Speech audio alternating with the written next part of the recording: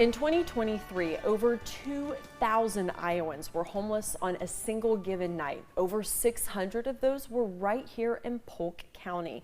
Joining us today is Melissa O'Neill, the CEO of Central Iowa Shelter and Services, to talk about this growing concern, along with the event that CISS is hosting next week and how you can help. Thank you so much for being with us today. Thank you for having me. I appreciate it. Can you just talk about, the last time we were able to speak, we were talking about, the influx CISS was seeing during the winter times with storms. Can you talk about how the mission of CISS is going right now, and with being someone who works day to day? Yeah, I really appreciate you guys having us on today. I think that this topic continues to come up in our news every single day now. We see more and more stories across the country as communities work to address and to serve and support individuals who are experiencing homelessness. In the winter months, we obviously had our highest peak of individuals, 326 checked into our shelter on the coldest night of this year. And as you guys remember, that bitter cold, all that snow, we are very much weather aware, as a lot of our street outreach workers today across central Iowa are out notifying and making more people aware of the weather that's impending in hopes that they come inside. So we have really adjusted. We've tried to listen to individuals more and more with lived experience and answer the questions that they have. We've expanded our hours since we talked last. We now open our doors at 6:30 a.m. every day, so everyone can come in for a hot breakfast.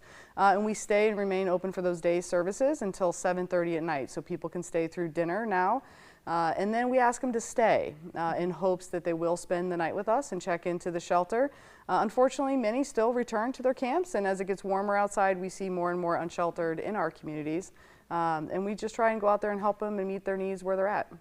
Can we talk about this growing trend? Because there was a big impact research thing that was released by Homeward. We were kind of just talking about it throughout the break. Given your experience with CISS, we were even talking during the break too. Some of the stuff you've been seeing, it's 30 years old, still trying to answer the same questions. Yeah, so as we prep for our Heroes event every year, I take an opportunity to reflect back on those news stories. Our mission has been around since 1992, and we see the same news stories. The gap analysis that Homeward put together really helped better understand in the community on the perfect scenario and the perfect situation. What would it look like? What could it look like? What were the number of beds that were needed under each one of the categories within the continuum, and the funding that was needed to support each one of those categories? Just reminding the community that that is a perfect scenario, and we're not currently operating in that scenario. And those same news stories continue to come up as we work to solve one of society's wickedest challenges. Yeah, I think I have it in here. It was significantly undersized relative for what's needed. That's what they pinned that as. And as we mentioned, it's not new questions all the time. A lot of times it's trying to find those same solutions we've been trying to solve for decades. Yeah, and I think that's one of the exciting things about our event coming up.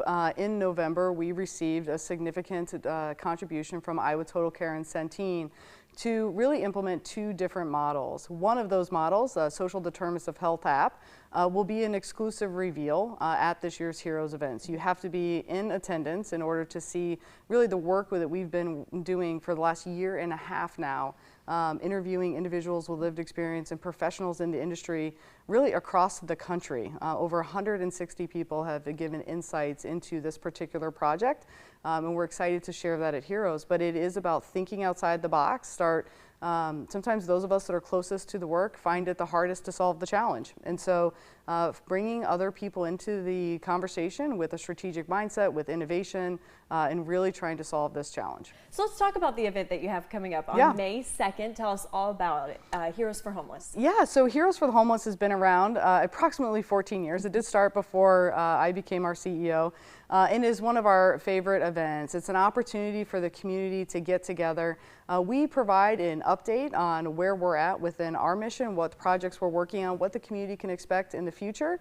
We give a data update on where we're at in our performance numbers, and a lot of people are actually surprised that 55% of our residents that check into the emergency shelter find housing in 15 days or less. So going forward, 60% find housing in 30 days or less. And so our team, it really is able to move people into housing quickly. And we celebrate those things at the Heroes event.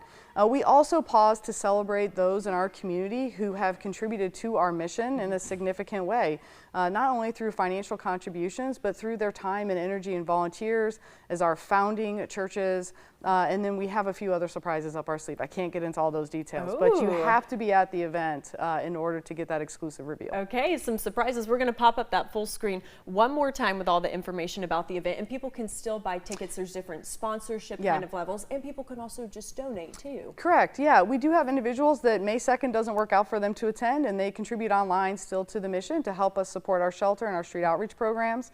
But we'd love to have people come in person. Tables are still available, both professional, corporate tables, individual tickets, and some young professional tables are available.